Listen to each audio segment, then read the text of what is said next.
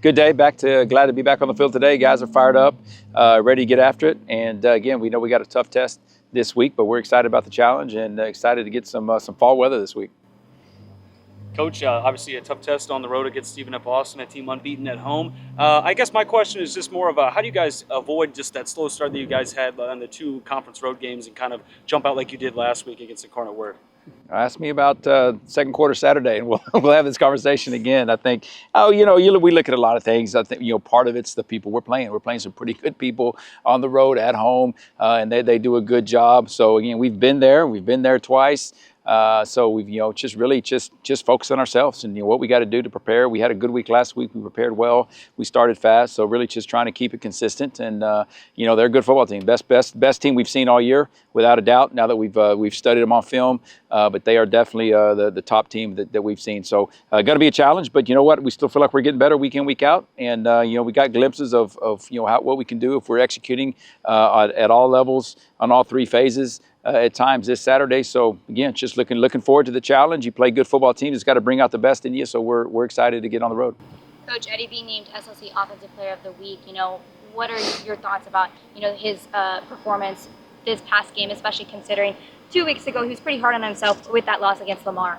It's good. Just proud of him. We talked in the team meeting today. Really congratulate everybody. Anytime an individual or coach, anybody gets an award like that or recognition, everybody's involved. So the whole team can be proud. The whole team's fired up, and there's a lot of guys that contributed. But really, just proud of him the way he bounced back. He's a leader. He's a winner, and nobody took the Lamar loss probably harder than him, and so he was focused last week, had a good week of practice, and again, it's going to be another challenge this week on the road, so that's the challenge. We had good meetings this morning and talked that we know what's ahead of us, and it's on us to kind of to work on it this week, focus, lock in, and get ready to attack this challenge Saturday. Coach, talking about SFA, Eddie mentioned the secondary and the D-line. Just talk about some of the challenges you see their defense posing against possibly your offense on Saturday.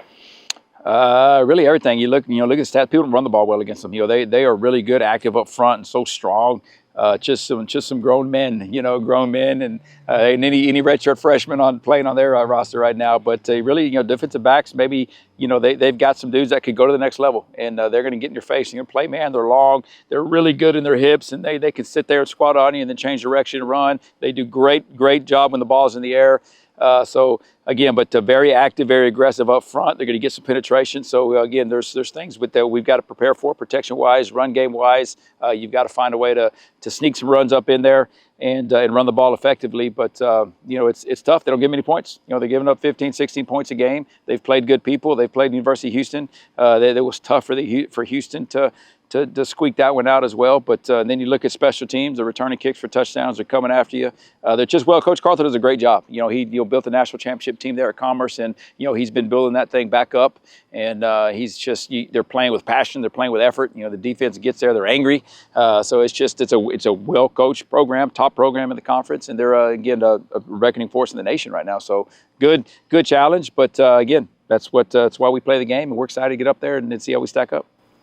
Coach, if I can ask on Tony Diaz, man, 17 catches, that smooth one-handed grab, but I got to ask about his block on Nate Denny's touchdown, long touchdown catch, and how he kind of cleared that space for him to get into the end zone. Just when you see Tony make all those catches and then make all those yards, but make a block like that, just what message does that send to the team about just Tony's style of play and the player that he is? It's really everybody. That's kind of what we as the week we had last week, and those guys opened up Friday about the love they have for each other and having each other's back, and just the chemistry, the closeness of the group, and it shows. They're playing for each other, they're not just playing to win a game. They're playing for each other. And there was two plays we showed the team in Sunday's team meeting, and that was one of them. And in his block, his effort downfield, he didn't have to do that. He was running a route, but turned around and blocked for Diddy to run all the way down the field. And then the other one was a fumble return for the touchdown when Nathan Huerta got in there, and instead of him trying to go get the fumble himself, he held the quarterback back so his teammate could pick up the fumble and go score. So just those two plays right there just kind of show the bond and the fight these guys have for each other. And again, that's where we talk. It's the secret. Unity's a secret, and this group has done a great job gelling it. They're still growing together, but just really proud and pleased with what they're doing in the locker room. And then a question on Elijah Graham. I know he talking to him. I've talked to him a couple of times. He said he's been cut before. I think from Colorado State where he started, and to go from being cut and still having that ability to bounce back, and now here he is being a turnover machine for you guys in the secondary. Just what do you got to say about Elijah and his character and the way he's kind of found a home here at UTRGV in his last season when he didn't know if he was going to be playing college football again?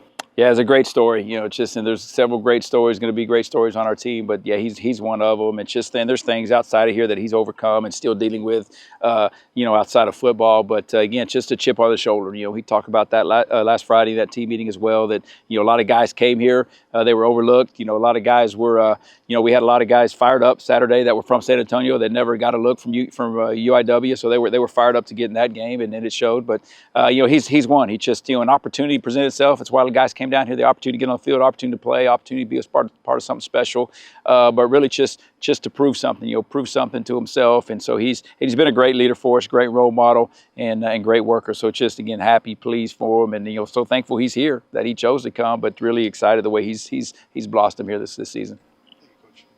Coach had a question about Ismael as well. 2 touchdowns on Saturday on 2 receptions. But I also want to talk about, just his impact in the run game as well. Eddie said that he's a very selfless tight end and almost like a unicorn of sorts in this conference just with his size, his skill set. Just talk about Ismael and just kind of the person that he is for your team. Oh, he's one of my favorite. He's never ever in a bad mood. Always, like I said, just the total team player. He's gonna do whatever you ask him to do with us. I mean, how you see he scored a touchdown with a smile on his face there in the newspaper. He's just always with a smile on his face.